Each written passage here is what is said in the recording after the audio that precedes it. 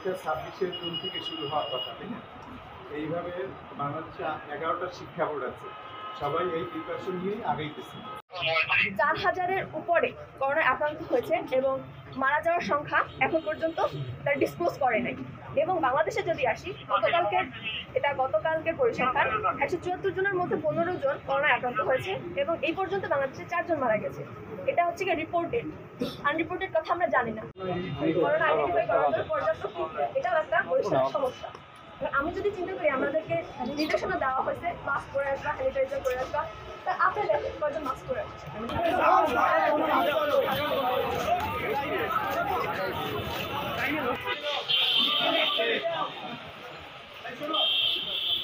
সারা বাংলাদেশে যত শিক্ষার্থীরা অবস্থান করছে শিক্ষা বোর্ডের সামনে, শাহবাগে, ঢাকা সচিবালয়ের সামনে, তাদের 3টি দাবি। তাদের দাবি হলো, প্রথম দাবি পরীক্ষা পিছিয়ে নেওয়া, তারপরে আমাদের 3টি যে জারি করেছে 33টি দাবি যে দিয়েছে নতুন নিয়ম, ওইটা আমাদেরকে পিছিয়ে নেওয়া। কারণ 27 সাল তারা নতুন কার্যক্রম বলেছে যে 27 সালে করবে, কিন্তু তার আগেই আমাদের এইচএসসি 2025 ব্যাচে পরীক্ষার 1 মাস আগে কীভাবে 33টি নতুন নিয়ম একটা স্টুডেন্ট তারা মানসিকভাবে এটা অ্যাডজাস্ট করতে পারে।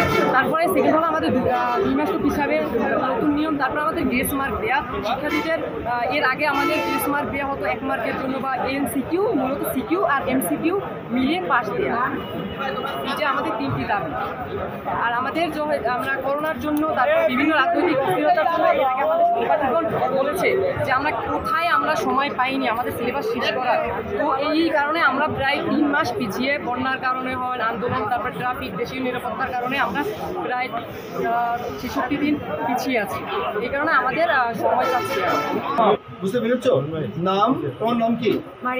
মারিয়াম, বিএম কলেজ উচ্চ মাধ্যমিক পরীক্ষার্থী। মোবাইল নম্বর আমাদের মন্ত্রণালয়ে তোমরা আগে যারা এসেছিল আমরা পাঠিয়েছিলাম, তারা আমাদের কাছে বলেছে তাদের নাম দাম নেই, তাদের পাঠিয়েছে।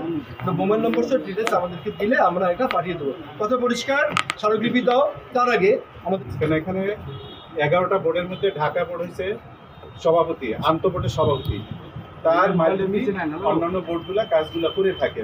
মন্ত্রণালয়ের বাইরে আমাদের নিজস্ব বোর্ডের কোনো ক্ষমতা নাই যে এই যে তোমরা দাবি দেওয়া করো, এটা আমাদের পূরণ করার বোর্ডের নিজস্ব ক্ষমতা নাই। এটা ক্ষমতা হইলো আমাদের মন্ত্রণালয়। সেই মন্ত্রণালয়কে আমরা অভিহিত করব, তারপর মন্ত্রণালয় যে সিদ্ধান্ত দেয় সেই সিদ্ধান্তই হলো চূড়ান্ত সিদ্ধান্ত। এখানে আমাদের আর কিছু করার নাই। তোমরা লিখিত আবেদন যে এটা নিয়ে আস। এই ঈদে জামা জুতো অ্যাক্সেসরিজের ডিসকাউন্ট শুরু হয়েছে Standard Charter Channel I Agro অ্যাওয়ার্ডের 10ম আয়োজনের মনোনয়ন গ্রহণ। এবার নতুন ক্যাটাগরি বছরের সেরা ছাদ কৃষক সহ মোট 13টি ক্যাটাগরিতে পুরস্কার প্রদান করা হবে। মনোনয়ন গ্রহণ চলবে আগামী 15 জুলাই 2025 তারিখ পর্যন্ত। বিস্তারিত জানতে ভিজিট করুন www.agroaward.com এবং ফোন করুন 018737000556 এই নম্বরে।